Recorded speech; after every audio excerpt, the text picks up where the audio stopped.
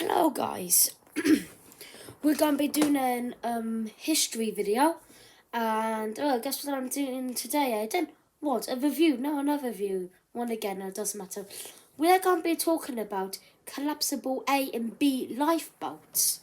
Now, the reason why collapsible... Hang on, I'll just put this back a bit. The reason why collapsible A and B weren't near the first to come out is because Titanic had 20 lifeboats, you see, and they were all on the side, so it was really easy to lower them. Can you see this? Just putting this up for display or something. So they were just going down. But collapsible A and B were right near the funnel, because there's funnel there, and they're where the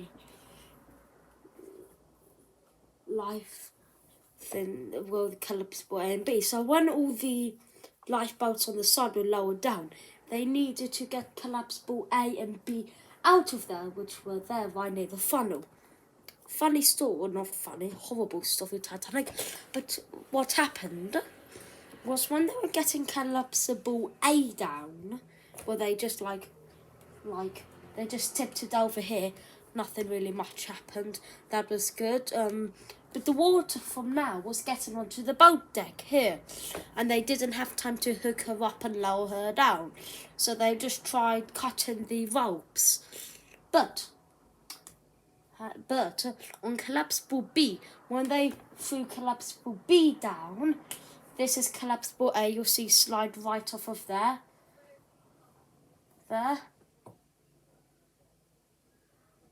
This is collapsible A. Collapsible A like that. But what happened with collapsible B is it capsized. And the wireless operator was walking out of his room. See, the wireless room was abandoned. And then collapsible B found him. Wow. So he stuck underneath collapsible B. You see, because it wasn't like collapsible A. It actually went over side, like you'll see in a minute. See in a minute here that collapsible B capsized when they tried to pull it down. Now that was bad. You see. And by then, Titanic was at the time was and by then you could hear gunshots from First Officer Murdoch. But by then it was the time was 2 o'clock, which meant Titanic only had about 20 minutes left. And yeah. So what they done is the wireless man underneath collapsible B so about that just waited until the water came up, so he swam underneath. Lots of people went on collapsible B. You can see it in here if it's very here, collapsible B. Yeah, it lands the runway round, you see. And by then, water's all coming up on the deck, and people are swarming on collapsible A. And this is where myth starts happening. They say, and people were getting on collapsible B. People were saying that First Officer Murdoch shot himself in the head, whilst other people said he drowned. That's a debate up for another topic. So when people were climbing on there and going on to collapsible A, they needed to cut the ropes because they didn't have time to lower the boats away.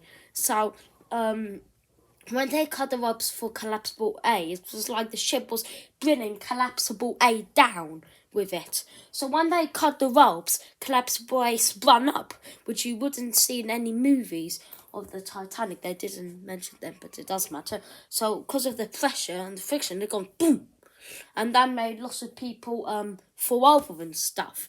Well, get out of the boat and all of that. And they done that for B, but B wasn't so effective there. There's A, and then all the water was coming up. And then by this time, the band has just stopped playing Nearer My God to Thee by then. And then So these two boats needed to get out. Remember, they couldn't turn Collapsible B over. It was way too hot. So people went on Collapsible B, and on Collapsible A, they couldn't get out. They needed to get away from the ship ASAP as soon as possible. So they kept on rowing, but then a disaster happened, which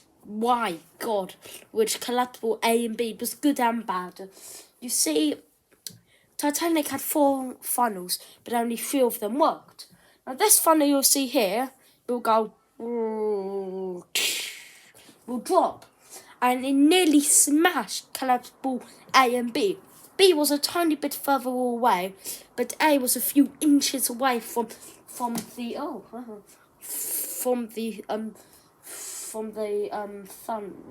the tunnel thing, the funnel. So when it smashed, waves came and it knocked loads of people off the lifeboats.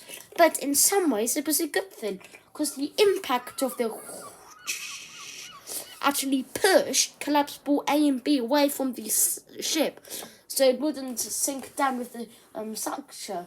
So yeah, it's quite cool. So you can see there. Then it kept on going up.